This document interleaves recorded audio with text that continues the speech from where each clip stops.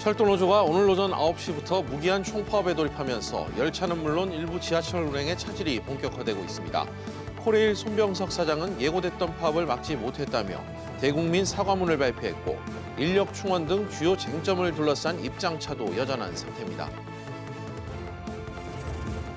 국세청이 국외로 재산을 빼돌리는 등 역외 탈세 혐의를 받는 171명을 대상으로 세무조사에 나섭니다. 국내에서 사업을 하면서도 체류 일수를 의도적으로 낮춰 비거주자인 것처럼 위장해 조세 부담을 회피하는 등 신종 탈세 수법이 다수 포착됐습니다. 일본의 수출 규제를 두고 우리나라와 일본이 스위스 제네바에 있는 세계무역기구 WTO 본부에서 2차 양자 협의를 가졌지만 입장차만 확인한 채 끝났습니다. 한일 무역 분쟁의 조기 해결이 사실상 물 건너가면서 조만간 WTO 분쟁 해결 절차에 따른 재판이 본격적으로 시작될 것으로 보입니다. 한국소비자원이 LG전자에 대해 먼지 끼임과 악취 등으로 민원이 접수된 의류건조기 소비자들을 상대로 10만 원씩 지급하라고 결정했습니다. 또 LG전자의 광고가 실제와 다르다는 점은 인정됐지만 질병이 발생했다는 주장은 인과관계를 확인하기 어려워 받아들여지지 않았습니다. 이상 오늘의 헤드라인이었습니다.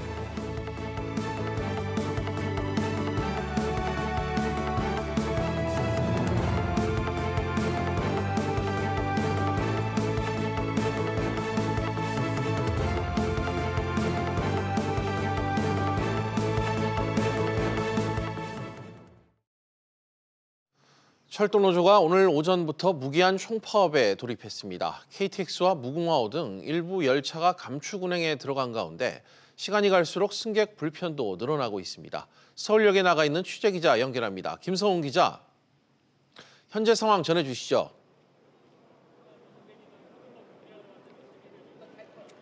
네, 저는 지금 서울역 매표소 앞에 나와 있습니다. 파업으로 현재 KTX와 무궁화호 등 열차 운행의 일부 차질이 빚어지고 있는데요.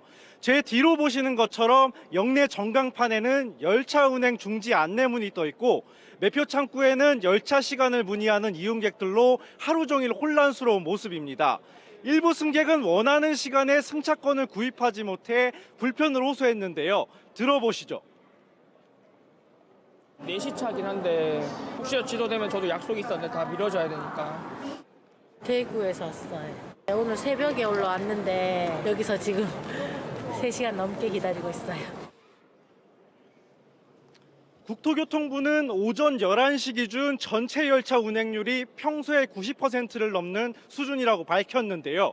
KTX는 92%, 무궁화호 등 일반 열차는 83%, 수도권 전철은 98%, 화물 열차는 40% 수준으로 운행되고 있습니다. 첫날 파업 참여율은 22% 수준으로 노조원 3,200여 명이 참여한 것으로 집계됐습니다. 철도공사는 출퇴근 시간 내부 직원과 군 인력 등 동원 가능한 대체 인력을 집중 투입해 열차를 운행 중이라고 설명했습니다. 김 기자, 열차 운행 시간도 그렇고 신경 써야 할 게 많아 보이는데 어떻게 하면 불편을 덜 수 있을까요? 네, 열차 운행 시간 등 변동사항은 역을 찾지 않더라도 철도공사 홈페이지나 모바일 앱을 통해 확인할 수 있습니다. 또 파업으로 운행하지 않은 열차의 승차권을 사전에 예매한 고객들에게는 개별 안내 문자가 발송됩니다. 다만 열차 운행이 중지된 경우 새로 예매를 해야 합니다. 파업 기간 승차권 환불이나 취소, 변경에 따른 수수료는 면제되고요. 열차 운행이 중지된 경우 전액 환불받을 수 있습니다. 지금까지 서울역에서 SBS CNBC 김성훈입니다. 네, 앞서 보신 것처럼 우려했던 철도 파업이 현실화되면서 승객들의 불편이 커지고 있습니다. 코레일 노사와 국토부 모두 지금 합의점을 찾기가 쉽지 않은 상황입니다. 이번 파업이 길어질 것이란 전망이 나오고 있습니다. 김정현 기자와 자세히 짚어보도록 하겠습니다. 김 기자. 네. 먼저 오늘 아침 코레일이 대국민 사과문을 발표했죠? 네, 그렇습니다. 손병석 코레일 사장이 직접 대국민 사과문을 발표했는데요. 들어보시죠. 지난달 경부 파업에 이은 예고된 파업임에도 결국 이를 막지 못하고 국민 여러분께 또다시 큰 걱정과 불편을 끼쳐드려 죄송합니다. 네, 코레일 노사는 지난 5월부터 30차례 넘게 교섭을 진행해 왔는데요.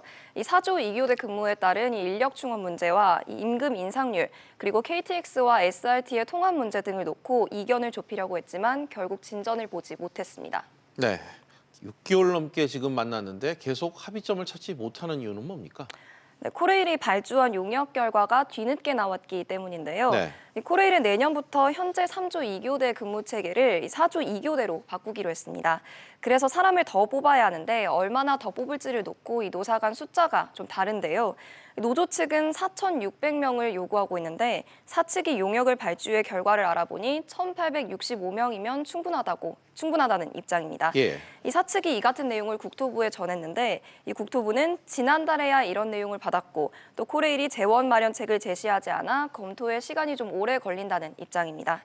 한마디로 코레일이 뒤늦게 그것도 부실한 자료를 제출했다는 입장인데요. 국토부의 설명을 들어보시죠. 증원이 필요한 그 구체적인 내역, 산정 근거하고 재원 대책이 함께 있어야지 검토가 가능합니다.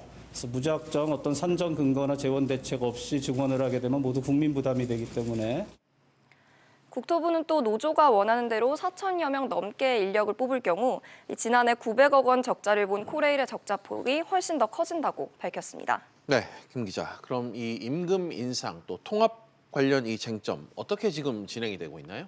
네, 노조는 4%대 임금 인상을 요구하고 있는데요. 이 올해 공기업의 임금 인상률 가이드라인이 1.8%입니다. 그래서 이 범위 내에서 인상률을 현재 논의 중인데 노조도 상당 부분 이해폭이 퍼졌다는 게 코레일의 입장입니다. 이 KTX와 SRT의 통합 문제는 노사 모두 장기적인 과제로 보고 있고 더 깊은 논의가 필요한 사안이라서 이번 파업이 끝난 이후 논의될 것으로 보입니다. 네, 김 기자 잘 들었습니다. 다음 소식입니다. 롯데쇼핑이 과징금 411억 8,500만 원을 부과받았습니다. 판매 촉진 비용 정가 행위 등 5가지 불공정 행위에 따른 조치인데요. 취재기자 연결해 들어보겠습니다. 오수영 기자. 네, 오수영입니다. 네, 대규모 유통업법 위반 적용 과징금 규모로는 사상 최대 액수라고요. 그렇습니다. 지난 2012년부터 2015년까지 롯데쇼핑이 납품업체를 상대로 한 5가지 불공정 행위에 대해 과징금이 부과됐습니다. 이전에 유통업법 위반에 따른 최대 과징금은 지난 2016년 홈플러스에 부과됐던 220억 3,200만 원이었습니다. 공정거래위원회에 따르면 롯데쇼핑이 운영하는 롯데마트는 판촉 행사를 진행하면서 들어간 비용 등을 돼지고기 납품업체에 부당하게 전가했습니다. 롯데쇼핑은 마트뿐만 아니라 백화점과 슈퍼 등의 사업으로 전국에 125곳의 점포를 운영하고 있습니다. 네, 구체적으로 어떤 위반 행위가 있었습니까? 네, 공정위에 따르면 롯데마트는 판촉 비용 분담 계약서도 쓰지 않은 채 납품업체에 비용 전액을 부담시켰습니다. 유통업법에 따르면 판촉 비용 분담은 사전에 서면 약정을 통해서만 할 수 있으며 분담 비율도 50%를 넘길 수 없습니다. 롯데마트는 돼지고기 납품업체에서 종업원 2,782명을 파견받아서 돼지고기를 잘게 자르는 일 등 상품 판매나 관리 이외의 업무도 시켰습니다. 유통업법은 납품업체가 파견한 종업원에게는 상품 판매와 관리 업무만 맡길 수 있도록 규정하고 있습니다. 롯데마트는 고기를 잘게 자르는 비용을 납품업체에 떠넘기기도 했는데요. 또 납품업체의 PB 상품 개발 자문 수수료를 떠넘긴 사실도 공정위에 적발됐습니다. 또 가격 할인 이벤트가 끝난 뒤에도 행사 가격을 그대로 유지하도록 강제하거나 기존에 합의했던 가격보다 낮은 단가로 납품하게 하는 등 총 5가지 불공정 행위를 했습니다. SBS CNBC 오수영입니다. 악취가 나고 먼지가 끼는 현상 때문에 논란이 됐던 LG전자 의류건조기에 대해 위자료 지급 결정이 나왔습니다. 한국소비자원은 LG전자의 광고가 소비자들의 선택권을 제한했을 여지가 있다고 판단했는데요. 취재기자 연결해 역시 들어봅니다. 엄하은 기자, 조정 결과부터 전해주시죠. 네, 한국소비자원 소비자분쟁조정위원회는 LG전자가 자사 의류건조기 기능 불량 등의 이유로 집단 분쟁 조정을 신청한 소비자들에게 각각 10만 원의 위자료를 지급하라는 결정을 내렸습니다. 앞서 지난 7월 LG전자 의류건조기를 구매한 247명은 자동 세척 기능 불량 등의 이유로 구입 대금을 돌려달라고 요구했는데요. 광고와 달리 자동 세척 기능을 통한 콘덴서 세척이 원활하지 않고 제품 내부에 악취와 곰팡이가 생겨 질병을 유발할 수 있다고 주장했습니다. 위원회는 이번 조정에서 LG전자의 광고가 실제 기능과 차이가 있다고 판단했는데요. 1회 건조당 1에서 3회 세척, 건조시마다 자동으로 세척된다고 광고했지만 실제로는 일정 조건이 충족돼야만 자동 세척이 진행된 것으로 확인됐습니다. 위원회는 LG전자가 무상 수리를 실시하고 있고 이에 따른 소비자 불편을 감안해 위자료 지급 결정을 내렸다고 설명했습니다. 의류건조기의 잔류 응축수나 녹 발생으로 인해 질병이 생겼다는 소비자들의 주장에 대해서는 인과관계를 확인하기 어렵다면서 인정하지 않았습니다. 옹 기자, 조정 결과가 나왔는데 앞으로 어떻게 그럼 진행되는 겁니까? 소비자들에게 14일 안에 조정 결정서를 보내야 합니다. 문서를 받은 소비자들은 결정서를 받은 날부터 15일 이내에 결과를 받아들일지 말지 위원회에 통보해야 하는데요. 이번 조정 결정은 LG전자와 소비자 양쪽 모두가 수락해야 재판상 화해 효력이 발생합니다. LG 측이 받아들이면 이번 분쟁 조정에 참여하지 않은 소비자들에게 위자료가 지급되고요. 받아들이지 않으면 소비자가 별도의 민사소송을 제기해야 합니다. 반대로 소비자 입장에서도 결과를 받아들이지 않고 곧바로 소송으로 갈 수도 있습니다. SBS CNBC 엄하은입니다. 자영업자 등 건강보험 지역가입자의 가구당 월평균 보험료가 이번 달부터 평균 7.6% 오릅니다. 소득과 재산 변동사항을 반영한 데 따른 결과인데요. 이 내용도 취재기자 연결해 들어보겠습니다. 김한진 기자, 지역가입자 건보료가 얼마나 오르게 됩니까? 네, 세대당 평균 6,579원이 인상됩니다. 국민건강보험공단은 지난해 소득 증가율과 올해 재산 증가율을 반영해 산정한 결과 지역가입자 건강보험료가 이달부터 평균 7.6% 오른다고 밝혔습니다. 지난해 이자와 배당, 사업, 근로소득, 그리고 올해 건물과 주택, 토지 등 재산 변동을 지역가입자 보험료에 반영한 데 따른 겁니다. 다만 1년 전과 비교했을 때 재산세 인상률은 높았지만 소득 증가율이 낮았던 영향에 실제 보험료 인상률은 지난해보다 낮은 것으로 나타났습니다. 이달 보험료는 다음 날 10일까지 납부해야 합니다. 네, 모든 지역가입자 건강보험료가 오르는 겁니까? 그렇지는 않습니다. 지역가입자별 소득과 재산 변동이 다르기 때문에 모든 가입자들의 보험료가 오르는 것은 아닙니다. 전체 지역가입자 758만 세대 중 34%는 보험료가 오르지만 절반가량은 변동이 없고 18.8%는 오히려 내려가는데요. 보험료가 오르는 259만 세대 중 72%가 소득 상위 6분위에서 10분위에 자리하고 있습니다. 휴업이나 폐업 등으로 소득이 줄었거나 재산을 매각했을 경우 가까운 건강보험공단 지사에 신청해 보험료를 조정받을 수 있습니다. SBS CNBC 김한진입니다. 정부가 소재 부품 장비 수요 공급 기업 간 협력 사업을 본격 추진합니다. 지난 8월 발표한 소부장 경쟁력 강화 대책 후속 조치로 대상 기업들은 연구개발부터 규제 완화까지 패키지 지원을 받게 될 예정입니다. 취재기자 연결합니다. 오정인 기자. 네, 오정인입니다. 네, 오늘 정부가 소부장 관련 대책을 발표했죠? 네, 정부는 오늘 제2차 소재부품 장비 경쟁력위원회를 열고 수요 공급 기업 간 협력 사업을 승인했습니다. 사업은 정부의 소부장 경쟁력 강화 대책에서 제시된 협력 모델들을 구체화한 건데요. 이 밖에도 산학연 융합을 통한 소부장 기초, 원천 기술 조기 확보 방안, 소부장 기술 조기 확보를 위한 특허 기반 연구 개발 강화 방안 등 모두 6가지 안건을 논의했습니다. 네, 정부가 중점적으로 논의한 안건이 이 협력 사업인데 주요 내용 어떤 게 담겨 있습니까? 네, 협력 사업은 공공연구기관이 보유한 기술을 기반으로 수요 공급 기업이 함께 소재부품 기술 개발, 상용화 테스트까지 연계 추진하는 내용입니다. 사업 대상은 반도체와 자동차, 전자기기 등 소부장 핵심 전략 품목들입니다. 정부는 이를 통해 연간 3,600억 원 이상 매출이 창출될 것으로 보고 있는데요. 성과를 거두기 위해 범정부 차원에서 패키지 지원에 적극 나서겠다는 계획입니다. 홍남기 경제부총리 발언 직접 들어보시죠.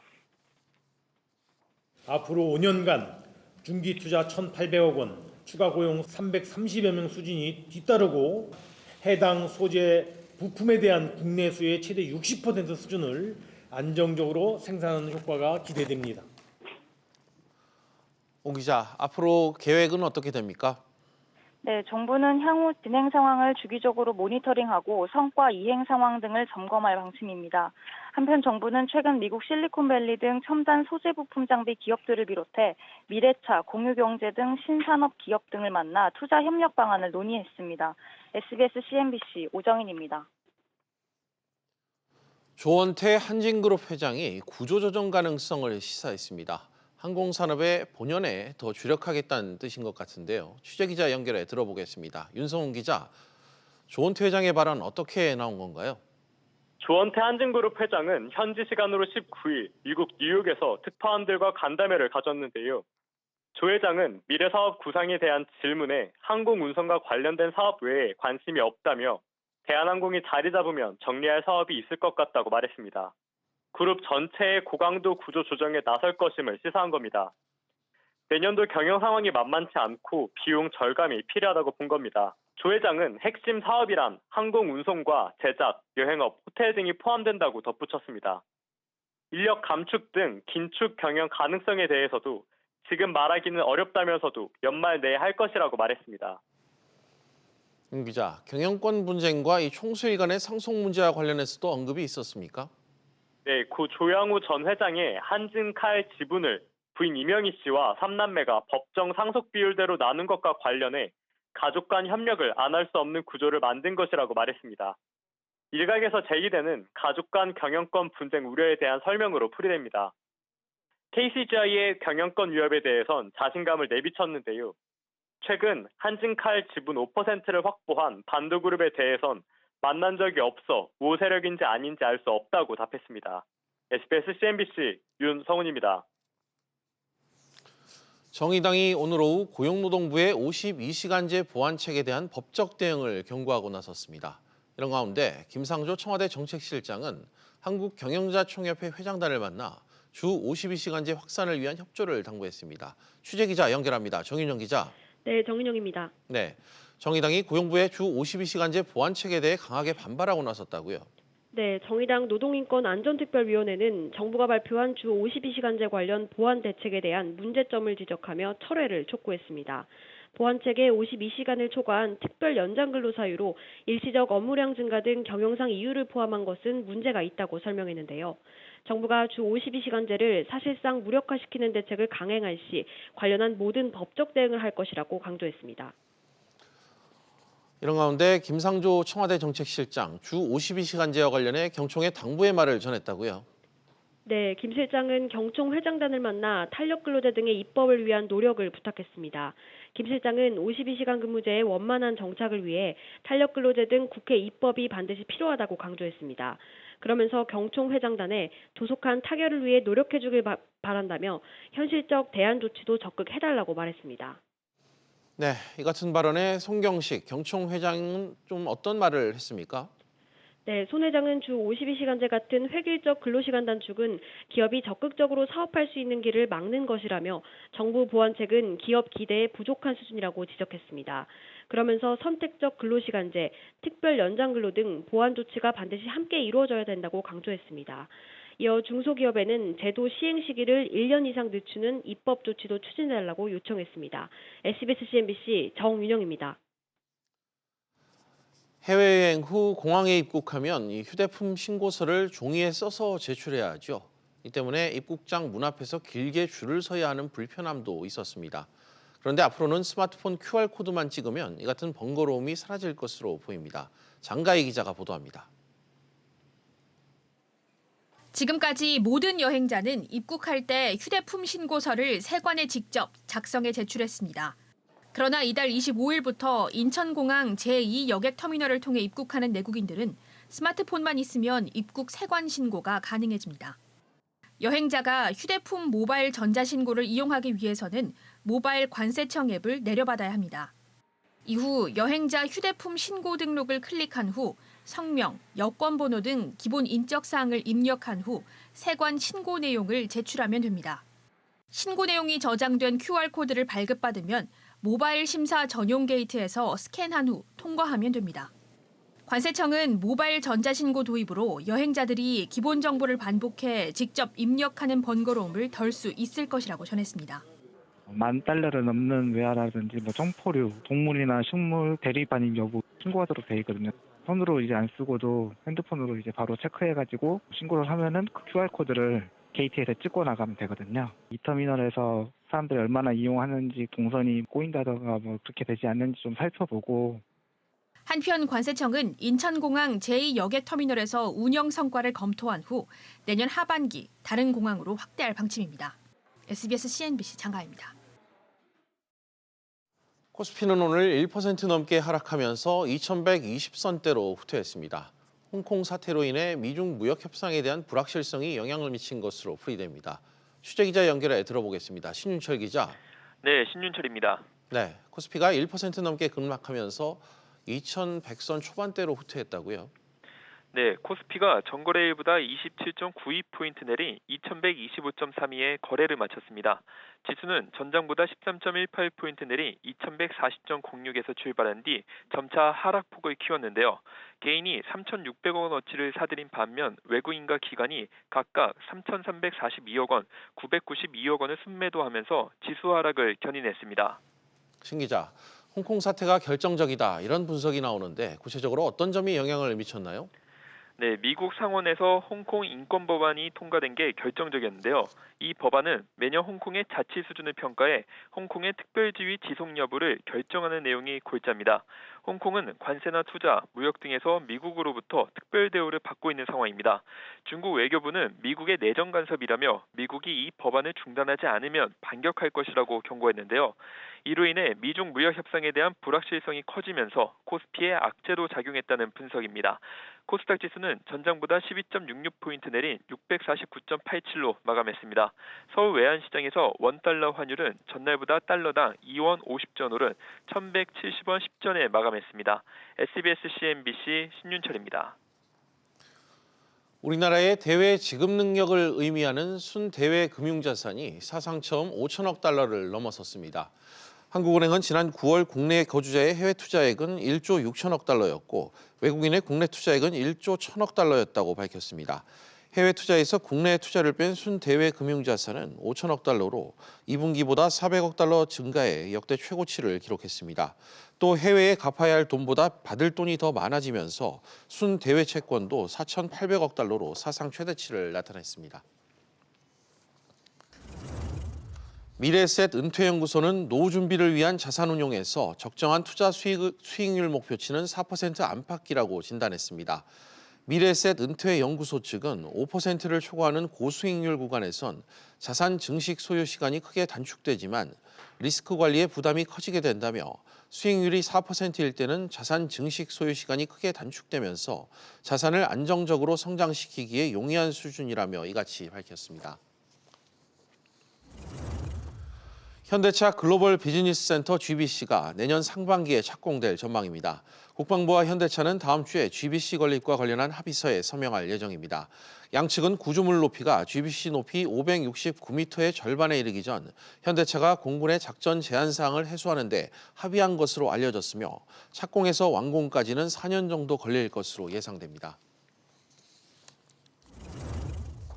일본 노선 감축으로 국내 항공업계 타격이 커지자 정부가 항공업계 노선 다변화 지원에 나섰습니다. 국토교통부는 항공사의 영업 범위를 넓히기 위해 싱가포르와 인도네시아, 브루나이 등 동남아 노선 확보를 추진 중입니다. 또 내년부터는 중앙아시아 등 북방 지역과도 항공 협상을 중점적으로 진행할 예정입니다.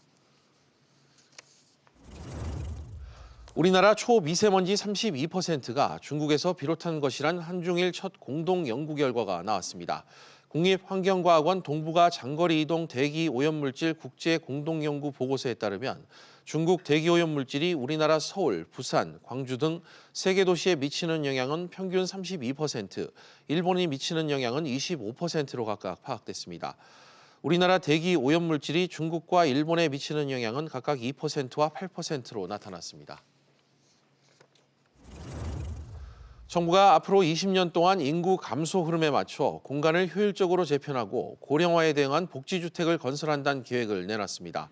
이낙연 국무총리는 제10회 국토정책위원회를 열고 이 같은 내용을 담은 제5차 국토종합계획안을 심의 의결했습니다. 심의 과정에서 나온 내용을 바탕으로 국무회의와 대통령 승인을 거쳐 최종 확정되면 2021년부터 각 부처와 지자체를 통해 구체화될 예정입니다.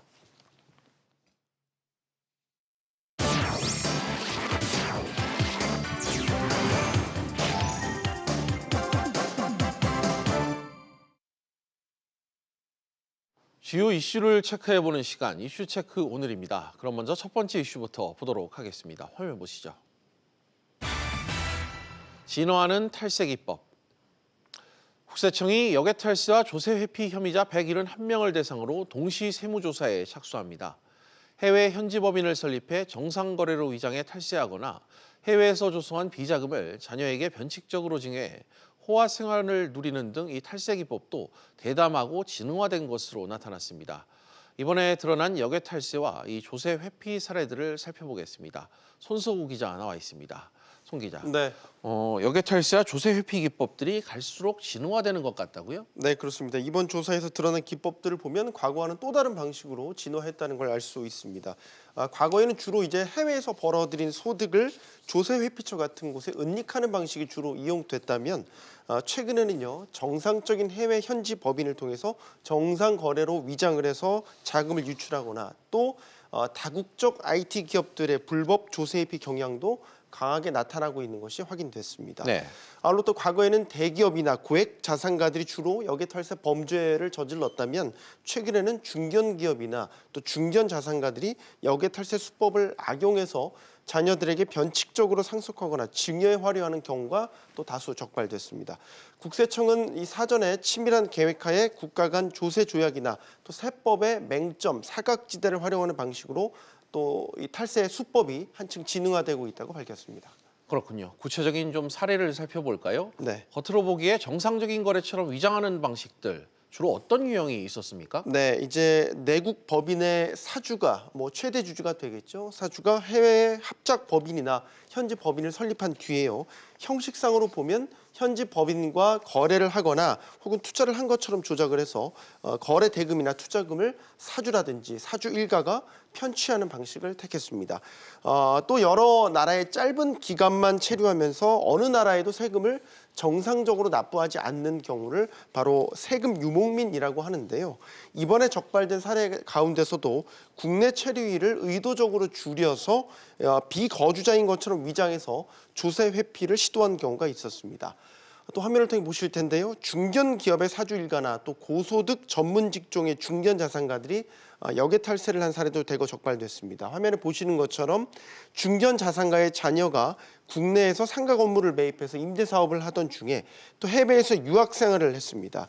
그러던 중에 상가 건물을 담보로 국내 은행에서 대출을 받았고요. 그 대출금과 또 유학비 명목으로 부모에게서 받은 거액의 현금을 활용해서 미국에서 고가 주택을 취득을 했고요. 부친은 여기에 대해서 유학비 명목으로 준 현금을 신고하지 않았고요. 은행 대출금도 대신 은행에 갚아줌으로써 결과적으로 보면 변칙적인 증여를 한 셈이 됐습니다. 네, 상당히 수법이 다양한 것 같습니다. 이 조세 회피를 시도하는 다국적 IT 기업들도 또 적발이 됐다고요? 네, 이제 해외 모회사가 있고 국내외 자회사를 둔 형태가 대부분이었는데요. 예. 국내 자회사를 두고 사업을 하면서 자회사가 마케팅이나 영업 같은 실질적인 사업 활동을 하고 있는데 해외에 있는 모회사에서는 여기에 대해서 정상적으로 대금을 지급하지 않고 일부 수수료만 지급하고 국내에서 벌어들인 소득은 해외로 부당하게 이전하는 방식이 적발됐습니다. 국내 자회사 역할을 의도적으로 축소하고 기술 사용료를 이유로 비싼 로열티를 책정하는 사례도 발견됐고요. 또 국내 소득을 이전하는 과정에서 소득에 대한 원천 징수를 하지 않는 국가에 페이퍼 컴퍼니를 세워서 페이퍼 컴퍼니를 거쳐서 소득을 탈루하는 그런 사례들도 적발됐습니다. 예, 탈세 기법이 나날이 진화되는 것 같습니다. 잘 들었습니다. 네, 그럼 다음 이슈로 넘어가겠습니다. 두 번째 이슈입니다. 갈 곳 없는 항공 마일리지 사용처. 우리나라 양대 항공사 마일리지는 10년이란 유효기간이 있습니다. 지난 2008년 정립한 마일리지가 올해 1월 1일자로 소멸됐고 내년에는 2009년 정립 마일리지가 순차적으로 소멸됩니다. 이런 제도로 소비자가 불이익을 받는다며 개선해야 한다는 목소리가 높습니다. 산업부 윤지혜 기자와 알아보도록 하겠습니다. 윤 기자, 네. 오늘 이 항공사 마일리지 관련 국회 공청회가 열렸다고 들었습니다. 어떤 문제점들이 좀 지적이 됐는지 짚어주시죠. 네, 먼저 적립한 마일리지를 쓸만한 사용처가 많지 않다는 게 가장 큰 문제로 꼽힙니다. 예. 항공 마일리지 사용 현황에 따르면 95%가 비행기 좌석을 구입하는 데 쓰였습니다. 이렇다 보니까 항공사가 아무리 마일리지 사용을 독려하더라도 지난 2008년부터 지난해까지 마일리지 사용률이 50%도 되지 않았는데요. 예. 소비자가 적립 마일리지를 제대로 사용하지 못하는 사이 국내 항공사는 제휴 마일리지를 카드사에 판매를 하면서 3년여간 1조 2천억 원의 수익을 거뒀다. 이런 지적도 함께 나왔습니다. 소비자주권시민회의는 현재 서울 남부지방법원에 대한항공과 아시아나항공을 상대로 앞서 소멸시킨 마일리지를 다시 소비자에게 지급해달라 이런 내용의 소송을 제기한 상태입니다. 그렇군요. 나라마다 항공사마다 이 마일리지 운용 정책이 좀 다를 것 같은데 외항사들, 외국 항공사들은 어떻습니까? 네, 외항사들은 이 마일리지 유효 기간이 국내 항공사들에 비해서 오히려 단기로 돼 있습니다. 예. 그럼에도 불구하고 우리나라보다는 사용할 수 있는 범위가 넓다고 볼 수 있는데요. 왜 그런지 직접 들어보시겠습니다. 한번 마일리지를 사용하면 새롭게 그때부터 유효기간이 기산되는 제도도 도입하고 있고 그 외 마일리지의 판매나 양도 등을 자유롭게 허용하고 있다는 점에서 일부 항공사에서는 이 마일리지를 현금과 함께 결제 수단으로 사용할 수 있거나 카드사나 온라인 쇼핑몰 등에서 포인트 형태로 차감해서 사용할 수 있도록 돼 있다고 설명했습니다. 네, 그게 지금 바로 이 말씀하신 게 이 복합 결제 방식이다. 뭐 이런 방안이란 얘기인가요? 네, 그렇습니다. 처음에 이 국내 항공사들은 이 복합 결제 도입 방안에 대해서 항공사들은 마일리지의 성격이 일종의 보너스 개념으로 운영을 하고 있는 상황인데 복합 결제 방식을 무조건 도입하게 되면 비용 부담이 과중해진다 이러면서 난색을 표했었는데요. 하지만 이 소비자 불이익 논란에 공정거래위원회가 제도 개선을 추진하게 되자 대한항공이 일단 시범 운영을 해보겠다 이렇게 밝혔습니다. 네. 현재는 전액 마일리지만 사용을 해서 항공권을 살 수 있게 돼 있는데 복합 결제가 도입되면 마일리지가 부족하더라도 나머지 부는 현금으로 결제를 해서 좌석을 살 수 있게 됩니다. 다만 약관 개정과 함께 결제 시스템 등 변경할 것들이 많기 때문에 아무리 빨라도 내년 하반기나 돼서야 도입될 거란 설명입니다. 한편 아시아나항공의 경우에는 아직 별다른 계획이 없다고 밝혔습니다. 네, 윤 기자 잘 들었습니다. 그럼 마지막 이슈로 넘어가겠습니다. 세 번째 이슈입니다. 평행선 속 내실 강화 박차. 한일 수출 당국이 WTO 2차 협의를 했지만 빈손에 그치면서 법적 공방 가능성이 더 커졌습니다. 정부는 일본 의존도를 낮추기 위한 소재 부품 장비 자립화에 더욱 박차를 가하고 있다고 하는데요. 취재 기자 연결해 이 내용 역시 파악해 보도록 하겠습니다. 권세혁 기자. 네. 한국과 일본의 수출 당국이 두 번째 만났지만 역시 평행선을 달렸는데 좀 상황이 어떤지 다시 한번 짚어주시죠. 네, 지난달 10일 1차 협의 후에도 상황이 크게 변하지 않아서 별 진척이 없었습니다.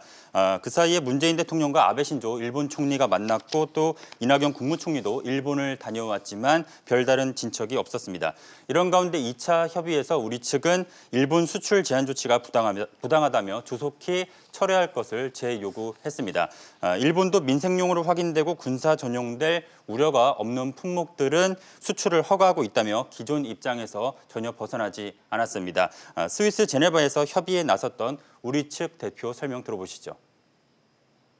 평가하기에 양측의 기존 입장이 그렇게 바뀌었다는 생각은 들지 않습니다. 홍 기자, 한일 수출 갈등 결국 해를 넘기게 되는 이런 관측이 나오고 있네요. 네, 그렇습니다. 일단 3차 양자 협의 가능성은 낮습니다. 정부가 협의를 위한 협의는 더 이상 하지 않겠다고 선을 그었기 때문입니다.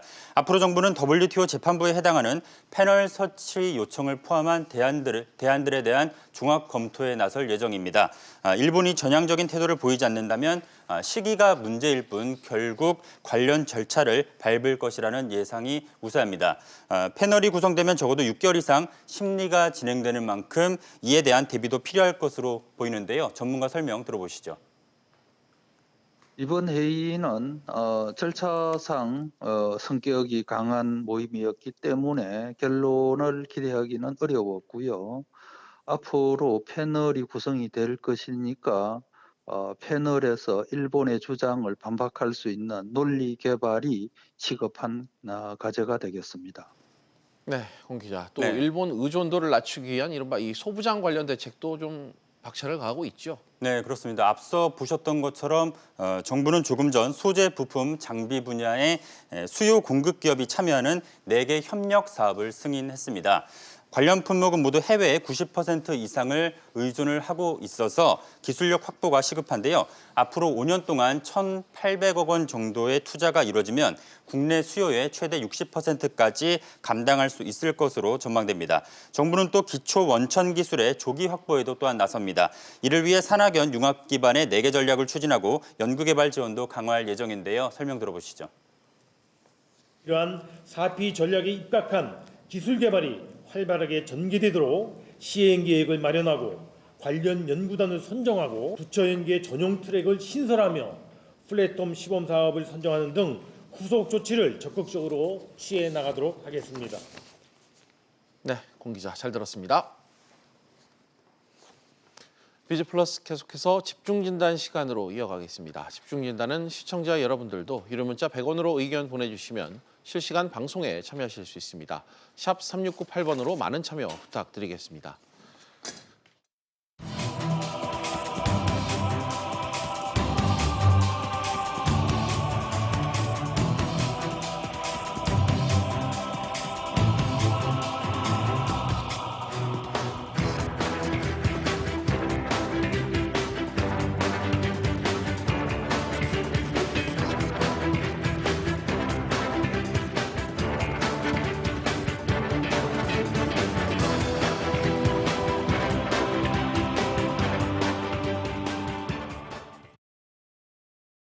바로 어제였습니다. 문재인 대통령과 국민들이 한 곳에 모여 자유롭게 묻고 답하는 이 소통의 자리가 마련됐었죠. 집권 후반기를 맞아 소통 행보에 나선 이 문재인 대통령의 국민적 관심이 상당히 뜨거웠습니다. 오늘은 이 경제 분야에 초점을 맞춰 이야기를 좀 나눠볼 텐데요. 서지용 상명대 경영학부 교수 모시고 이야기 나눠보겠습니다. 교수님 어서 오십시오. 안녕하세요. 네. 어제 일단 국민과의 대화 전반적인 분위기 어떻게 보셨습니까? 이례적으로 타운홀 미팅 방식으로 진행이 됐고요. 타운홀 미팅이라는 게 이제 형식이 없고 이제 자유롭게 이제 응답하는 그런 또 질문 드리고 그런 방식으로 진행됐다는 측면에서 이제 국민과의 대화가 좀 그 형식에 치우치지 않고 실질적으로 국민하고 소통했다는 자리라는 측면에서 인상 깊게 봤고요. 또 주로 이제 뭐 가장 국민들이 관심 있어 하시는 경제, 그다음에 부동산, 뭐 노동 이슈 이런 것들 많이 다루고 또 대통령께서 많이 구체적으로 답변해 주셨다는 측면에서 아주 그 뜻깊은 자리가 아니었나 생각이 됩니다. 네, 사실 이 100분이라는 시간적 제약도 많았습니다. 정치, 또 경제, 사회와 외교 등 다양한 현안이 질문으로 또 다뤄지기도 했었는데요. 답변이 그렇지만 도로 아쉽다 이런 평가들도 상당히 나오기도 했습니다. 이런 형식의 대화는 처음 아니겠습니까? 그런 측면에서 나름 의미 있는 자리가 좀 됐었다고도 보여지는데 또 이 부분에 대해서는 어떻게 보고 계시죠? 예, 뭐 미국 같은 경우는 그 타운홀 미팅 방식으로 이제 정치인들이 그 지역 주민이라든지 어떤 기업의 어떤 임직원들 대상으로 많이 이런 질의응답 형식의 회의가 많이 이루어졌었고요. 또 우리나라 같은 경우 대통령께서 좀 처음으로 시도하는 어떤 신선한 미팅이었다는 측면에서 의미가 있는데 특히 국민들이 관심 있어 하시는 그 경제 이슈를 집중적으로 논의하는 데 있어서 100분도 사실 모자르다 보니까 더 이상 117분이라고 하는 시간도 많이 사용을 했고 처음 진행되는 방식에서 뜻깊었던 어떤 시도였다고 보여지고요. 다만 아쉬웠던 거는 이제 너무 많은 이제 주제를 다루다 보니까 조금 지역적인 이런 질문이나 그다음에 응답이 좀 이루어지지 않았나 아쉬운 부분이 있습니다. 예를 들면 뭐 전체 16,000건 정도의 질문을 추려가지고 준비를 했는데 그 중에서 한 8,000건 이상이 경제 뭐 노동 이슈였다고 해요. 그렇다 그러면은 뭐 짧은 시간은 아니지만 그래도 100분이라는 시간 내에서 어떤 특정 주제를 좀 다루는데 좀 초점을 뒀으면 조금 더 내용 있는 깊이 있는 그런 회의가 되지 않았나 생각이 돼서 그런 측면은 조금 아쉽고요. 그럼에도 불구하고 폭넓은 주제를 이제 100분이라는 시간 내에 이렇게 다 소화하고 그다음에 이제 국민들이 아쉬워하는 부분도 대통령께서 직접 답해 주셨다는 측면에서는 상당히 이제 좋은 전례가 아니었나 생각이 됩니다. 예, 그러면 어제 주된 이 대화 내용이었던 경제 분야를 좀 짚어보겠습니다. 일단 부동산 관련한 언급이 좀 많이 나왔어요. 부동산 가격이 안정화되고 있다. 부동산 문제는 자신이 있다. 이런 긍정적인 인식이 좀 주를 이뤘습니다. 대통령 발언 어제 어떻게 이 부분 들으셨어요? 그 부분이 상당히 이제 국민들 관심이 있는 부분이죠. 우리나라 그 가계 자산의 한 77% 이상이 부동산이기 때문에 부동산 가격에 상당히 민감하고요. 또 그다음에 이제 우리나라에서는 이제 주택 공급률이 상대적으로 낮기 때문에 주택이 없는 분들 같은 경우는 항상 이제 관심 있어하는 주제입니다. 근데 대통령께서 단언하시기를 부동산 문제는 정부가 자신 있다 이렇게 얘기를 하셨는데 현실은 조금 괴리감이 있었던 것 같습니다. 실제로 2017년 파리 부동산 안정화 대책이라고 하나요? 그 대책 이후에 부동산 가격, 특히 아파트 가격을 보면은요, 전국 아파트 가격 그 상승률이 한 2.5%밖에 안 돼요. 근데 서울에 있는 아파트 그 가격 상승률, 매매가 기준으로 봤을 때 평균적으로 한 17%. 그다음에 이제 일부 좀 그 인기가 있는 수요 지역 같은 경우는 20%가 더 넘거든요. 그렇다 그러면은 전국 집값하고 그다음에 이제 그 서울의 어떤 주요 집값하고는 양극화가 심화된 상황이죠. 예. 그렇다 그러면은 교육이나 이런 쪽에 관심이 있는 그런 그 수요자들 같은 경우는 특정 지역에 꼭 머물러야 되는 어떤 거주해야 되는 이유가 있다고 그랬을 때 집값이 너무 많이 양극화되면서 오를 경우에는 사실 부담이 되는 상황에서 그 부동산 대책 이후에 그러면은 실제 집값 안정이 이루어졌냐 봤을 때는 약간 좀 의문이 되는 부분이 있고요. 이런 부분들이 현실에 조금 와닿지 않는 거고요. 전국 지표로만 보면은 상당히 낮은 것 같지만 서울의 특히 특정 지역의 부동산 가격이 이제 20% 이상 올랐다는 거는 한번 그 대통령께서 발언하신 내용하고 좀 그 차이가 있는 부분이고 정부에서 좀 구체적인 대안을 좀 많이 내놔야 되지 않을까 생각이 됩니다. 어제 국민과의 대화를 통해서는 다소 이런 부분에 대한 답변이 좀 미흡하지 않았나. 현실과의 좀 괴리도 있었고 이 부분을 좀 지적하신 것 같습니다. 예. 부동산을 그러면서 경기 부양에 활용하지는 않겠다는 입장을 밝히기도 했었고 집값을 잡기 위해 또 한편으로는 강력한 여러 가지 규제 방안을 강구하겠다는 의견도 피력을 했습니다. 상반된 내용일 수도 있겠는데 좀 이 두 발언 어떻게 보십니까? 그 대통령께서 발언했던 말씀 중에서 인상 깊었던 게 이제 경기 부양에 부동산을 활용하지 않겠다 이 얘기하셨는데요. 그 역대 정권들이 그 경기가 좀 부진할 때 부동산 가격을 상승시켜 가지고 뭐 민간건설 경기도 활성화시키고 해서 단기간에 경기 부양하는 그 수단으로 좀 활용한 거에 대한 좀 부정적인 그 견해를 보여주신 거라고 생각이 됩니다. 예.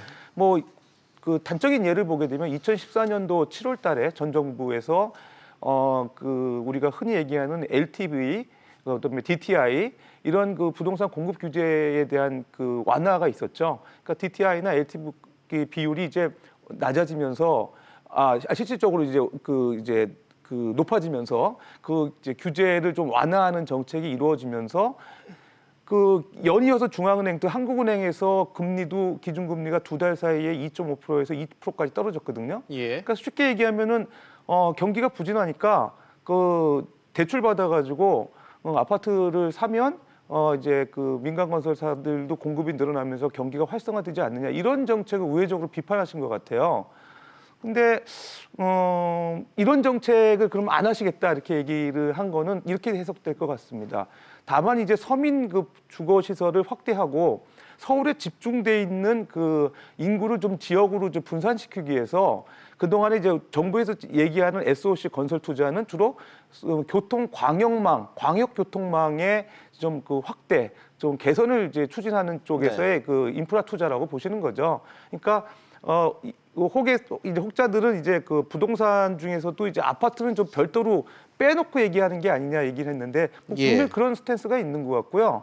정부에서 얘기하는 거는 부동산 특히 주거지로서의 그 공유제라고 하는 부분은 철저하게 그 가격을 규제하고 나머지 국민들의 어떤 생활 편의를 위한 그 인프라는 확충하겠다 이런 취지로 받아들여야 될 것 같습니다. 알겠습니다.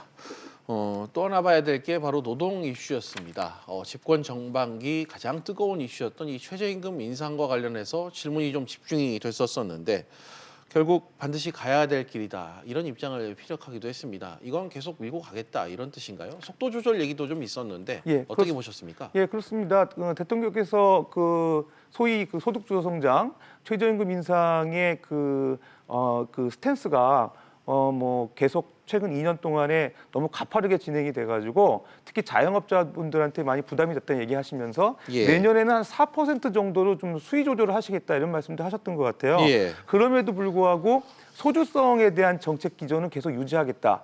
공약이라는 어떤 특수성도 있지만 네. 그게 이제 포용 성장 관점에서 필요한 부분이라고 얘기를 하셨던 게 이제 인상이 깊었고요.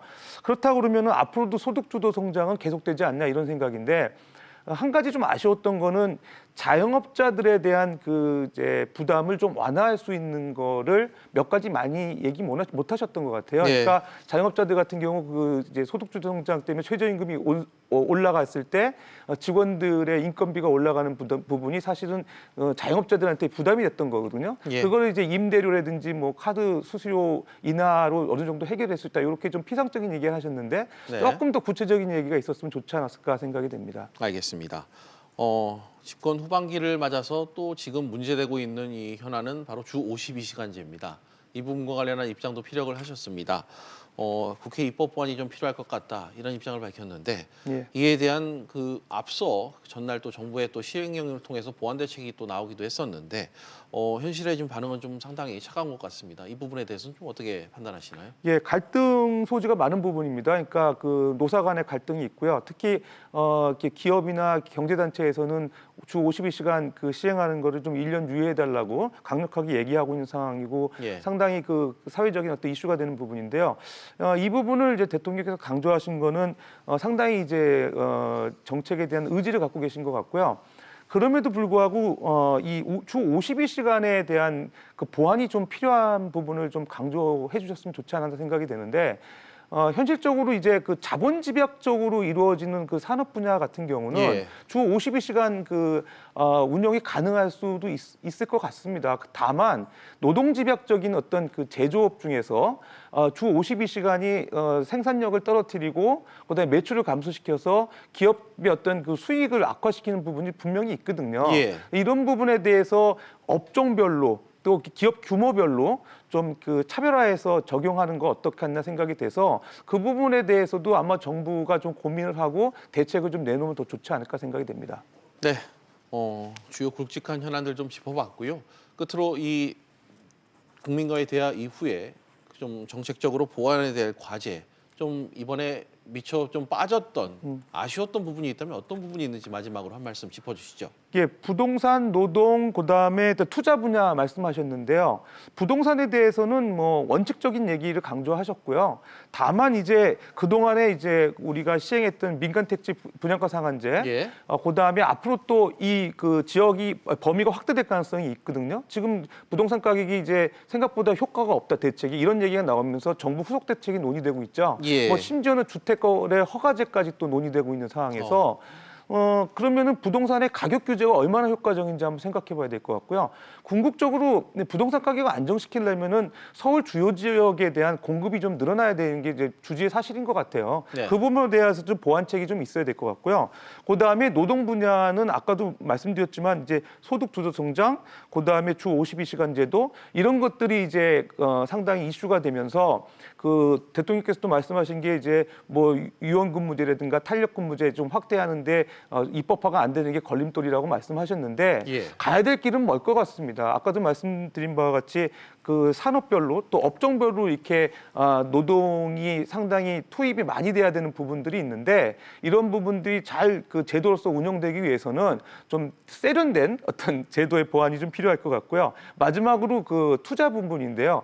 그 민간 건설 쪽에 투자를 확대하겠다. 내년도 예산 12% 정도 증액돼 있는데요. 뭐 좋습니다. 서울에 집중되어 있는 인구를 지역으로 분산하기 위해서 그 광역교통망을 확대하는 측면 상당히 좋은 것 같고요. 이런 것들이 이제 부동산 정책과 어우러져 가지고 발휘가 될 때 이게 부동산 경기도 좀 안정화되고 그다음에 전체적인 경기도 좀 개선되는 효과가 있지 않나 생각이 됩니다. 알겠습니다. 교수님과 오늘 대화는 여기까지 듣도록 하겠습니다. 교수님 오늘 나와주셔서 고맙습니다. 예, 감사합니다.